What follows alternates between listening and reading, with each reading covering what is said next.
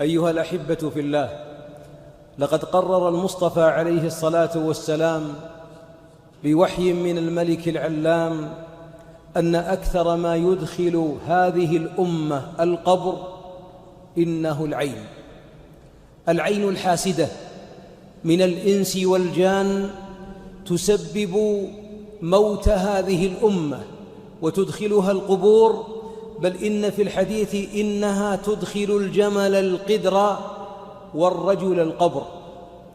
وما إصابة الناس بالعين هذه الأزمان وانتشارها، وأن الأطباء لربما حاروا أمام المرضى، وأمراض لا دواء لها، وأمراض حار الطب في صرف الدواء لها، تتشكل، تتغير، نفوس تتلوم، نفوس محطمة، خوف، رهاب، حزن، قلق، التفكير في الانتحار، اكتئاب، أدواء تتشكل وتتنقل في البدن، وما ذاك إلا لقلة ارتباط بعض الناس بذكر الله.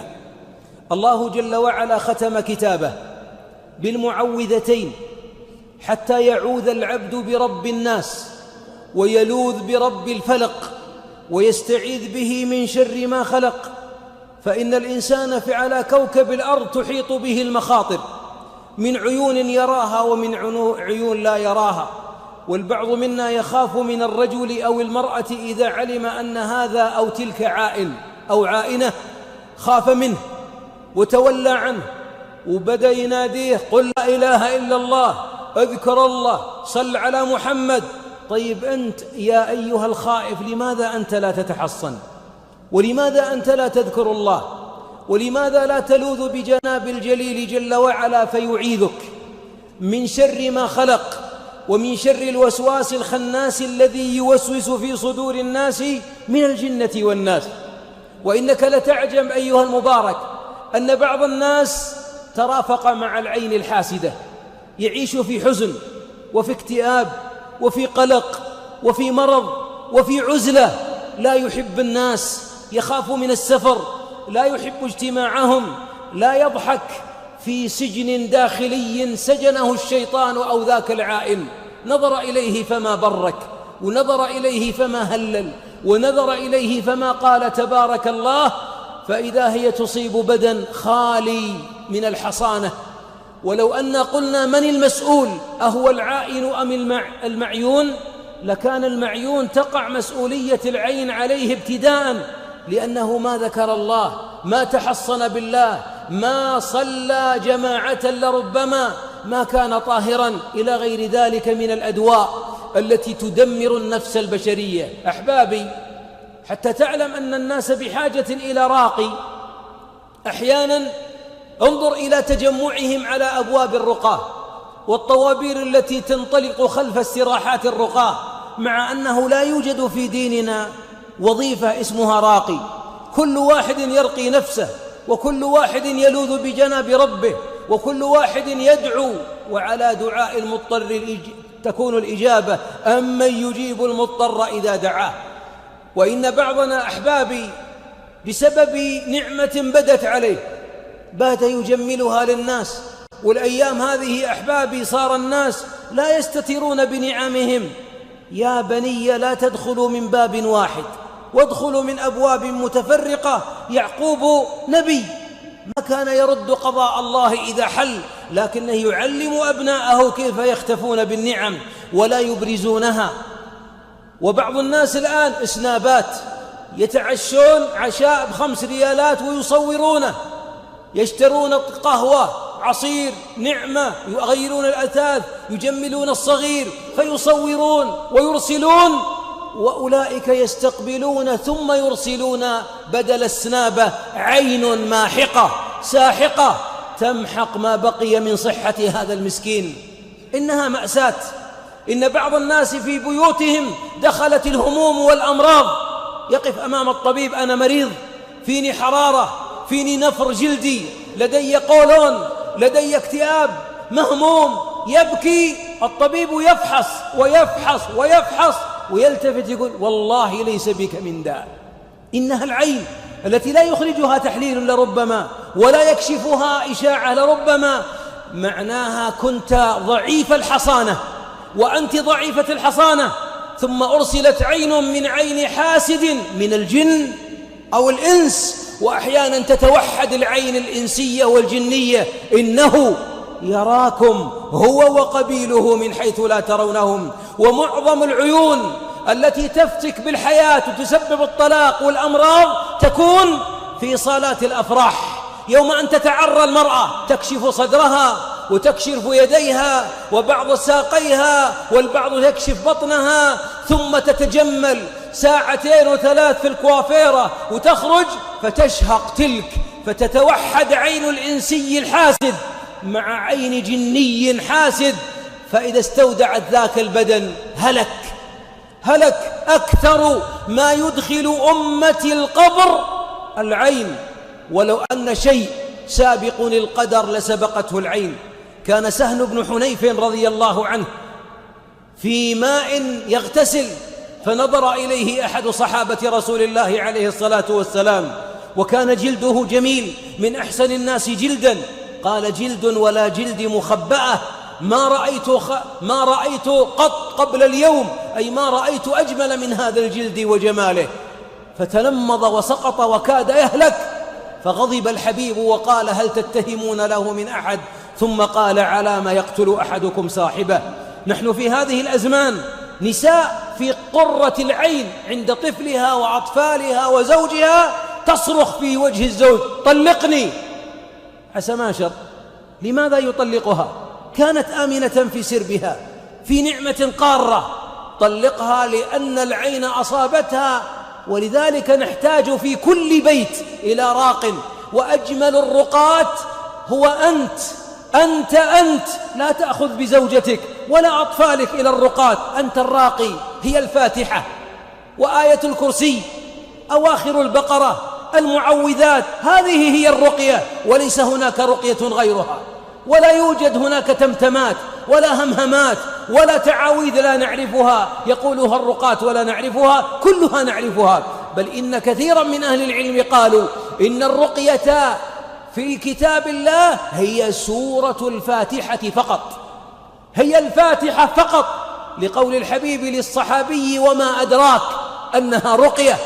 ردد الفاتحة 10 20 30، الأمر واسع، وانفث بها، اجمع يديك واقرأ بها، وانفث على بدنك، على طفلك، على زوجتك. العين حق، بل ورد في الحديث أن العين تردي من الشاهق، أي أنها تعلق، في حديث أنها تولع أو تعلق بالرجل حتى ترديه من شاهق، يعني يجي تفكير لازم انتحر، الدنيا ما لها حلول، لازم أموت، يطلع فوق جسر، يطلع فوق جبل ويرمي نفسه فيموت، أو يأكل علاج زائد، أو يشرب مواد نظافة أو غير ذلك فيهلك ويهلك نفسه. بسبب ماذا؟ بسبب أن الشيطان تلك العين علقت به، فلا زالت تضيق عليه الحياة كلها، ضيق، حزن، بكاء، سجن في البيت، ما يخرج، ما يحب الناس، في ألم، يكره الصلاة جماعة، يكره اجتماعات الناس، ثم يبدأ بالأحزان، ثم يأتيه الوسواس الخناس. الدنيا ما لك داعي أن تكون فيها، واللي مثلك المفروض يريح، والراحة في الموت. ارمي نفسك من عالق ومن شاهق ومن مكان بعيد. وهنا يهلك بعض الناس عياذا بالله بقتل نفسه مترديا من هالك أو غيره، بسبب أن العين علقت به. ولو أنه منذ أن علقت به العين رقى نفسه لخف ضغطها وآلامها. ولذلك كثير من الناس خرجت أسر من بيوتها وما عاد منها أحد، سيارة جديدة، والأطفال ما أجمل منهم. هل بركوا؟ ما برك عليهم العائل. هل هم تحصنوا؟ ما تحصنوا. ومن هنا خرجوا للناس وقد انكشفت عنهم الحصانة. نعم، انكشفت عنهم الحصانة، فهلكوا عياذا بالله، هلكوا بسبب عين. والبعض منا معاشر الأحباب على النعم التي عنده قليل الذكر. إذا كثرت النعم عندك فيجب أن يزداد ذكرك. ولولا إذ دخلت جنتك قلت ما شاء الله لا قوة إلا بالله. الجنة جنتك، والبستان بستانك، والمزرعة مزرعتك، وأنت ينبغي أن تذكر الله حتى لا تضر نفسك. إذا أنت قد تضر نفسك مشخص وواقف قدام المرآة وقاعد أنت تمسمس الله يجزاك خير وتطيب، وما أجمل طلتك وطلعتك أو تلك المرأة وهي تضع المكاييج والأصباغ وجملت نفسها، قولي تبارك الله أحسن الخالقين، اللهم كما حسنت خلقي فحسن خلقي. يذكر الإنسان ربه على نفسه فكيف بالناس؟ إذن بعضنا نعم هو الذي عرض نعمته للزوال. أمراض الأطباء يقفون أمامها حائرين، سرطانات وأورام وبكاء وأحزان. حبيبنا لما دخل على أم سلمة فرأى جارية عندها بها السفعة ذهاب وضاءة الوجه. واحد كان مورد الوجه في صحة وعافية، إذا هو يحزن يسمر سمرة مع صفرة مع حمرة مع حزن، هذه السفعة، وكأنه يائس وكأنه بائس. قال الحبيب استرقوا لها من العين. علم الحبيب أنها بها العين، ولذلك بعض الأطفال يبكي ويبكي ويبكي الليل كله. الطبيب أعطى العلاج، أعطى مسكن، أعطى فيفادول، ما نفع. ضعي يدك على رأسه وردد الفاتحة 7 ثم اقرأ المعوذتين فإنها عافية وهي شافية وهي كافية. لكن خل نوديه للطبيب، معقول للطبيب لأن ليس في البيت طبيب، نوديه للراقي. كيف ترديه في الراقي؟ أنت الراقي وأنت المضطر، أما يجيب المضطر وأنت المضطر إذا دعاه. وأجمل رقية تكون منك على نفسك وعلى أهلك.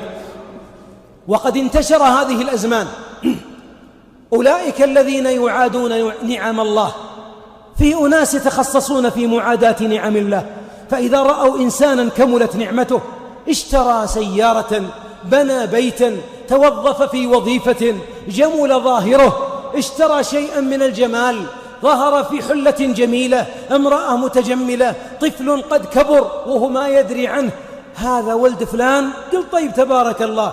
ثم شهق شهقة فإذا ابن فلان يتردى من علي. فأقول لذاك الذي يعادي نعم الله اتق الله في المسلمين وبرك، فإن العين إذا كانت تخرج منك وأنت تعلم فأنت جان متهم بل ومجرم إذا لم تبرك، لأن عينك قد تستودع في بدن إنسان آخر محطاته سرطان لا يعرف له علاج، ثم بعد ذلك القبر. وكما قال الحبيب صلى الله عليه وسلم أكثر ما يدخل أمتي القبر العين. اللهم إنا نعوذ بك من عين العائنين ومن حاسد إذا حسد. تحصنوا به سبحانه وتعالى فإنه العاصم جل وعلا. أستودعكم الله وصلى الله وسلم على نبينا.